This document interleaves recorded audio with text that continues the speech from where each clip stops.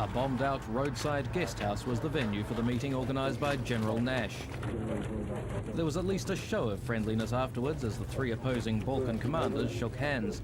The local Serb commander, General Simic, comfortable in territory still held by his troops.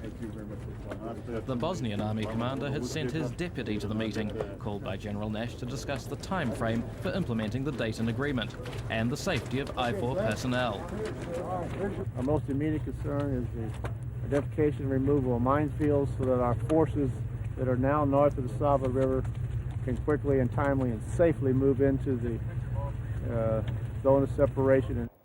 Elsewhere, IFOR patrols were braving the weather to meet local Serb commanders for discussions on checkpoints along what were recently the battle lines. The IFOR armour had difficulty forcing its way through snow that's threatening to hold up NATO's deployment and is already hampering important projects.